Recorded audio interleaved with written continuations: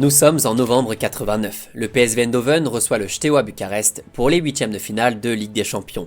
Une très belle affiche à l'époque puisque les deux équipes sont des poids lourds du football européen. Le PSV étant vainqueur de l'édition en 88 et le Steaua finaliste quelques mois plus tôt contre l'AC Milan. Ce match va très bien commencer pour les Roumains avec le premier but de la rencontre dès la 17e minute, histoire de conforter leur avance obtenue lors du match aller et la victoire 1-0 à Bucarest. Mais le PSV a une arme que le Steaua n'a pas dans son effectif. Le PSV peut compter sur son joueur vedette, celui qui fait trembler les Pays-Bas chaque week-end et qui d'ailleurs terminera meilleur buteur de cette Coupe d'Europe. Après l'égalisation du PSV, Romario marque 2 buts coup sur coup après la mi-temps pour redonner l'avantage à son équipe. Mais l'attaquant n'est pas vraiment rassasié et à la 86e minute, alors que son équipe est quasiment qualifiée, Romario enfonce le clou à sa manière. Romario Sosa Faria! Ja, dit is echt onvoorstelbaar. Dit is die Braziliaan en daar is Romario.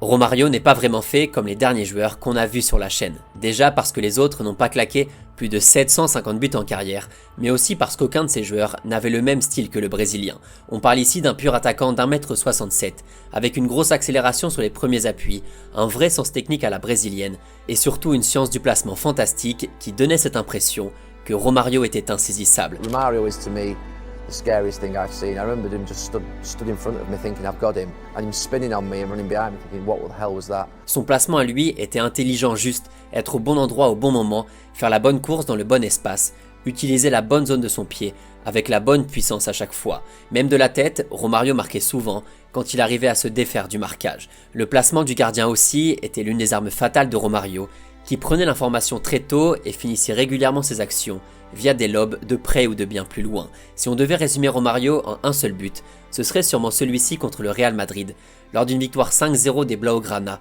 avec un triplé du Brésilien.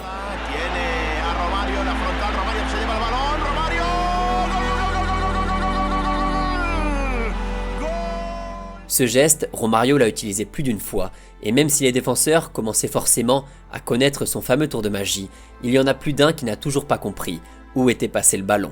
Un élastico en guise de signature Joga Bonito, un bon gros pointard pour rappeler que Romario est certes brésilien, mais c'est surtout un tueur dans la surface de réparation. Ce gros pointu, le Brésilien adorait le faire et adorait s'en servir pour terminer ses actions et tromper la vigilance du gardien. On est à mi-chemin entre ce profil de renard des surfaces à qui on envoie n'importe quel ballon et qui sait le convertir, et cet ADN de football plaisir à la brésilienne, ce besoin de marquer, mais aussi de profiter. Et cet aspect-là, on en reparlera un peu plus tard. Malgré sa taille, le Brésilien était vraiment costaud dans les duels et pouvait résister face à des vis-à-vis sur le papier, bien plus physiques que lui. Le combo était vraiment dévastateur et entre ses feintes, son agilité, sa lecture du jeu et sa finition, l'attaquant a traumatisé les défenseurs. Romario est un monstre sacré du football brésilien, moins connu peut-être que certains de ses pairs, mais son histoire, son talent et son parcours ont fait de lui un joueur apprécié et reconnu.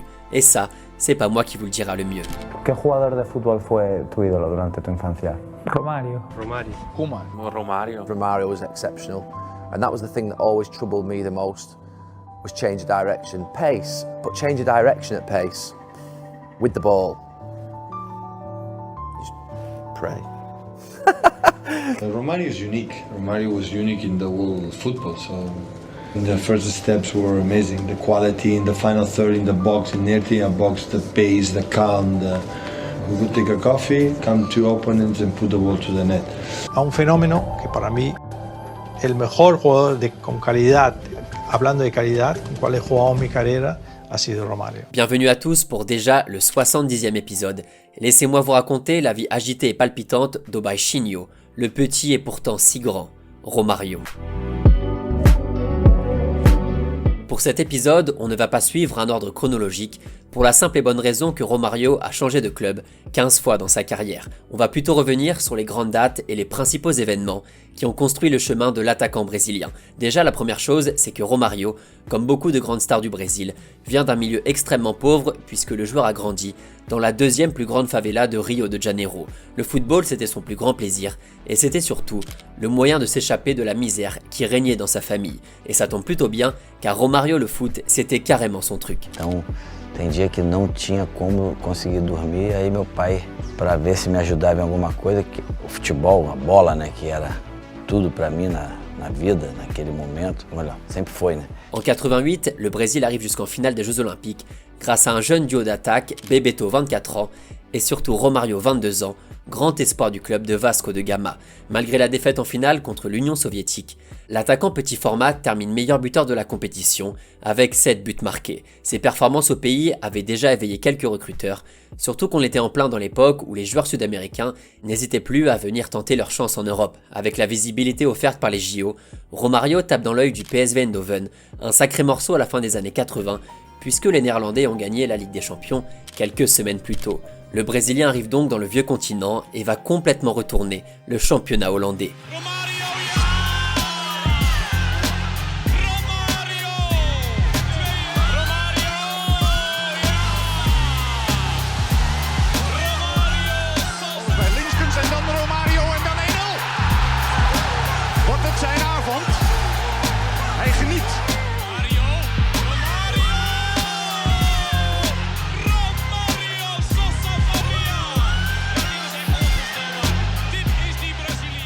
Le Brésilien joue 148 matchs avec le PSV et marque 128 buts, toutes compétitions confondues.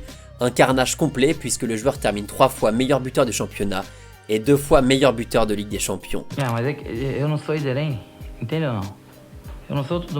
Le PSV profite de ce joueur fantastique qui fait ce qu'il veut des défenses, ce joueur qui se retrouve à chaque fois au bon endroit, au bon moment. Les Pays-Bas s'écoulent, Romario mine de rien y est resté plutôt longtemps, mais les Pays-Bas ce n'est pas le FC Barcelone. Alors quand les Blaugrana proposent 8 millions d'euros pour le joueur, l'attaquant accepte évidemment et rejoint la Dream Team de Johan Cruyff. The time comes when Cruyff believes that the team needs a change and an alternative to keep on being title contenders. Romario offers that, and we played against him, and we said, listen, if we had this guy, it would be amazing. Bon, je vais pas y aller par 4 chemins. Romario va être absolument monstrueux dès sa première saison et terminer meilleur marqueur de Liga avec 30 buts marqués en 33 matchs. Balón de Guardiola para Romario, dispara de Romario y qué soberano golazo. Maravilloso el tanto de Romario. À ce moment-là, Romario est l'un des meilleurs attaquants du monde et se régale sur le front de l'attaque barcelonais, aux côtés notamment de Hristo Stoichkov. Le Barça atteint même la finale de Ligue des Champions en 94, mais se prend une énorme volée contre l'AC Milan, défaite 4-0. Se faire manger comme ça devant toute la planète, c'est compliqué. Je vous le disais juste avant, alors que la saison 95 démarre à peine, après cette première saison pleine de promesses, l'aventure catalane va déjà s'arrêter pour le Brésilien. Romario, contre toute attente, décide de revenir au pays et signe à Flamengo en janvier 95. Je creo que ahora veo el momento de volver a mi país, estar junto de mi familia, mis amigos, volver a mi casa. Il y a plusieurs raisons à ça, mais surtout une principale, celle qui va faire que Romario ne sera jamais vraiment reconnu à sa juste valeur. Le Brésilien aime le football, c'est sûr, mais il aime surtout la vie, la vraie, les soirées, les copains, la plage, et le Brésil, son pays, est un cadre idéal pour réunir tout ça. Vous l'avez compris, Romario a quitté le Barça et son statut de presque meilleur joueur du monde parce qu'il préférait tout simplement faire des soirées à Copacabana. Au Barça d'ailleurs, Johan Cruyff racontait qu'il faisait souvent du chantage à l'attaquant en lui disant en gros « si tu mets un doublé demain, tu as le droit de rentrer au Brésil pour aller faire la fête ». Et le pire, c'est que Romario le faisait très régulièrement. Não foi a melhor opção naquele momento, porque eu preferi ser feliz do que rico. Mais rico, né? E foi isso, mas amarradão. Faria isso de novo. Bon, il y a aussi une deuxième raison, et pas des moindres, c'est que Romario est un joueur nerveux, voire des fois très nerveux. Pour vous citer un exemple, il a pris 5 matchs de suspension avec le Barça pour avoir mis une grosse patate à Diego Simeone. Jogador argentino, todos nós conhecemos da Argentina, me chutou e eu revidei, e o juiz viu e me expulsou. Você achou justo? Foi justo, correto. Et au Brésil, il a souvent été à l'origine de débordements un peu costauds, à coups de grands coups de pied dans les airs. Voilà, ça c'était pour la partie hors football, mais qui permet aussi de comprendre un petit peu le personnage. Ah oui, et en 94 aussi, il y a eu un autre événement qui a bien marqué sa carrière.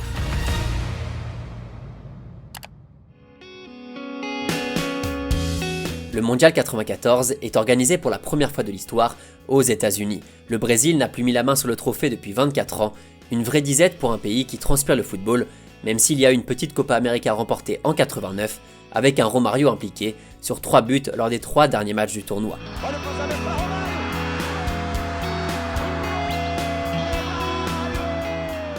Impliqué, Romario va l'être aussi, dans la plus belle des compétitions au monde, puisque le numéro 11 va terminer tout simplement meilleur joueur de cette Coupe du Monde. Buteur dans chacun des matchs de poule, buteur en quart de finale et buteur en demi-finale, l'attaquant barcelonais a porté le Brésil sur ses petites épaules. Le pays sourit de nouveau, Dunga peut soulever la coupe après cette finale un peu tristounée contre l'Italie, une finale avant laquelle Roberto Baggio avait bien compris qui était le vrai danger. Le 4-4-2 proposé par Carlos Alberto Pereira a permis de mettre en avant un duo dont on avait déjà entendu parler, Bebeto du Deportivo La Corogne et Romario du FC Barcelone. Pour la petite histoire, le numéro 11 de la Seleção n'a même pas participé au dernier camp d'entraînement avant le mondial parce qu'il préférait jouer au beach volley à Rio de Janeiro. La fédération n'a rien dit car Romario était juste essentiel avec ou sans entraînement.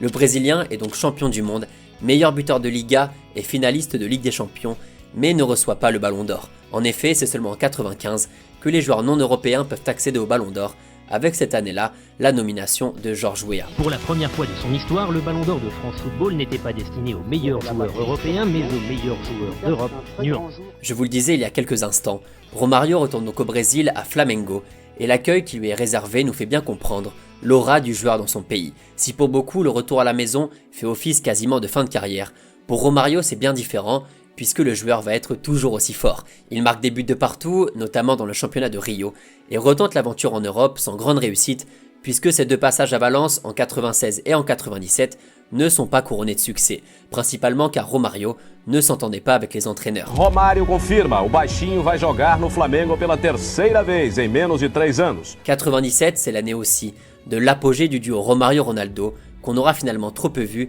et qui a pourtant illuminé la Copa América et la Coupe des Confédérations, tous deux remportés par le Brésil. Romario termine meilleur buteur de cette dernière, avec un bon gros triplé en finale et marque sur toute l'année civile 19 buts en 17 matchs avec la Seleção.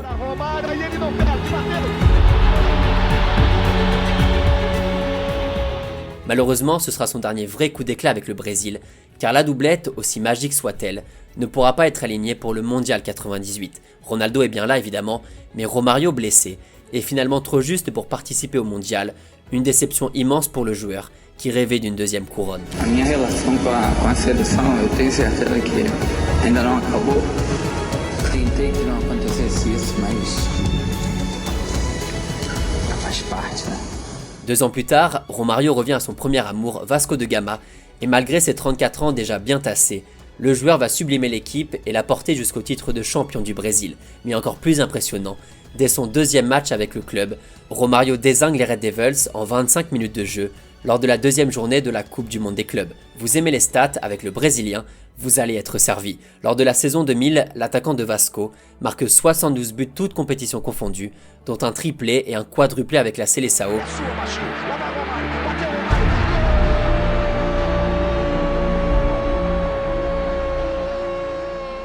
Histoire de dire au revoir à la sélection puisqu'il ne participe pas à la Coupe du Monde 2002. Le joueur est pourtant toujours une machine à marquer, car à 38 ans, Romario est encore meilleur buteur du championnat brésilien.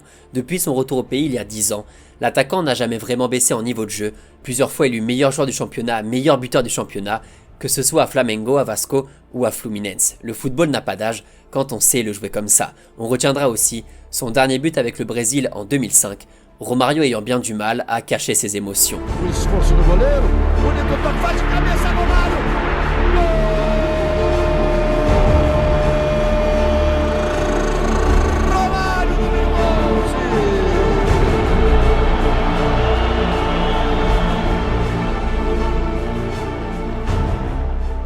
En fin de carrière, Romario passe du bon temps à Miami pendant une saison, le temps d'être élu MVP et meilleur buteur du championnat, puis revient au Brésil en tant qu'entraîneur-joueur à Vasco, avant de rendre officiellement les crampons à 43 ans en 2009. La fin d'une aventure pas très banale pour un joueur aussi talentueux, un joueur qui a laissé parler son cœur et ses envies personnelles avant sa carrière, et ça mine de rien, on l'a pas vu très souvent. Romario a été pendant quelques mois le meilleur attaquant du monde, le leader offensif du Barça, finaliste européen et du Brésil champion du monde. Romario a été pendant toutes ces années le pire cauchemar des défenses. Les Brésiliens ont fêté son 1000e but marqué en 2007. Bon, on n'est pas trop sûr du nombre exact, puisqu'il y a pas mal de matchs amicaux comme pour Pelé, mais on serait plus autour des 770 en match officiel, ce qui est absolument monstrueux. Romario avait certains travers, souvent le premier à s'énerver, et tout le temps sûr de lui, voire même un peu arrogant. Ça aussi, ça faisait partie du personnage. Romario ou Messi? Ouf. Romário. Na minha, sou melhor do que ele. Mais comment ne pas avoir confiance en soi quand Johan Cruyff raconte que tu es le meilleur joueur qu'il n'ait jamais coaché? Comment ne pas être sûr de son talent d'avant-centre quand tu as déjà fini meilleur buteur des Jeux Olympiques, d'une Coupe du Monde, d'une Copa América et d'une Ligue des Champions? Romario a fasciné le Brésil pendant quasiment 25 ans, a ramené le trophée que le pays attendait depuis tellement longtemps et a renversé l'Europe durant quelques saisons. De quoi laisser une sacrée empreinte dans les livres d'histoire. De quoi faire de Romario un petit parmi les très très grands, avec sa palette de finition unique et cette capacité folle à rendre n'importe quel ballon dangereux. Le Brésilien a déroulé son football entre poésie, puissance et délicatesse. Cuando jugaba por las calles, en la playa, en cualquier sitio, siempre decía que era Romario y que intentaba hacer los mismos dribles, los mismos goles, entonces copiaba a Romario en todo. Que da la sensación que no está ni al alcance de la imaginación del común de los mortales, ¿no? Velocidad que no parece humana, una imaginación extraordinaria, un hombre libre. La verdad es que yo el fútbol cuando entro en campo es para jugar, para me divertir y para tentar hacer con que la gente que va al estadio o que mira por la tele salga feliz. O de otra, yo creo que he conseguido esto. Sorti de la misère grâce au football, Baixinho a traîné cet amour pour le sport un peu partout dans le monde, mais revenait toujours à la maison près de ses proches. Le mal du pays semblait trop fort. Romario est un joueur hors norme vraiment, un buteur avant d'être un athlète, un Brésilien avant d'être un footballeur. L'attaquant était tellement différent des autres dans son style de vrai numéro 9 qui chasse le but, et finalement plutôt comparable à tous ses compatriotes qui avaient deux passions, divertir sur le terrain et se divertir en dehors. Marquer, dribbler, sourire, le slogan est toujours le même, avec une option taekwondo pour Romario, mais la conclusion est là. Le Brésilien est un des plus grands joueurs de l'histoire, qui a construit sa carrière selon ses envies, en fracassant tout sur son passage. Donc voilà, pour ceux qui se demandaient pourquoi Romario a 97 sur FIFA, vous avez la réponse et elle est plutôt rapide. Tout simplement car le Brésilien est un merveilleux joueur de football.